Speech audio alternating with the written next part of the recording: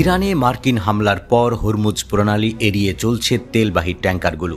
নতুন করে আরও 3টি খালি তেল ও রাসায়নিক ট্যাঙ্কার তাদের পূর্ব নির্ধারিত পথ পরিবর্তন করেছে। মেরিন ট্রাফিক শিপ ট্র্যাকিং ডেটার বরাতে এ তথ্য জানিয়েছে টাইমস অব ইসরায়েল।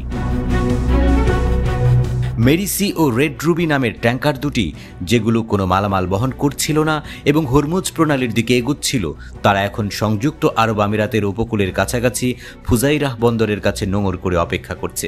অন্যদিকে কুহজান মারু নামের একটি জাহাজ ওমান উপসাগরে ওমানের জলসীমার কাছাকাছি অবস্থান করছে বলে দেখা গেছে মেরিন ট্রাফিক প্ল্যাটফর্মে। এশিয়ার অন্যতম বড় দুটি জাহাজ পরিবহন সংস্থা জাপানের নিপ্পন উইসেন এবং মিৎসুই উয়েসকে লাইন্স জানিয়েছে তারা তাদের জাহাজগুলোকে নির্দেশনা দিয়েছে যেন হরমুজ প্রণালী পার হওয়ার সময় যতটা সম্ভব কম সময় ওই অঞ্চলে অবস্থান করে। উত্তেজনা ও নিরাপত্তার ঝুঁকির কথা মাথায় রেখেই এই সিদ্ধান্ত নেওয়া হয়েছে বলে জানিয়েছে সংস্থাগুলো।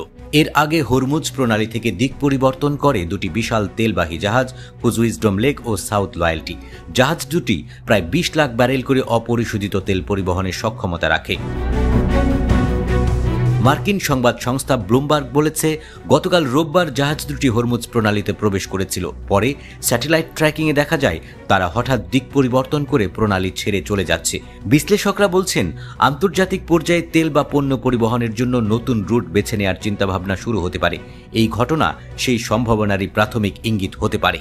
বিশ্বের অন্যতম গুরুত্বপূর্ণ এই জলপথ দিয়ে প্রতিদিন বিশ্বব্যাপী ব্যবহৃত তেলের প্রায় 20% পরিবহন হয়। মার্কিন জ্বালানি তথ্য সংস্থা EIA একে বিশ্বের সবচেয়ে গুরুত্বপূর্ণ তেল পরিবহন চেক পয়েন্ট হিসেবে উল্লেখ করেছে।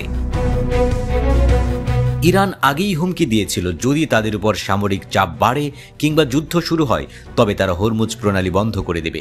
তেলবাহী জাহাজগুলোর উপসাগরীয় অঞ্চলে প্রবেশ এবং প্রস্থানের একমাত্র পথ এটি।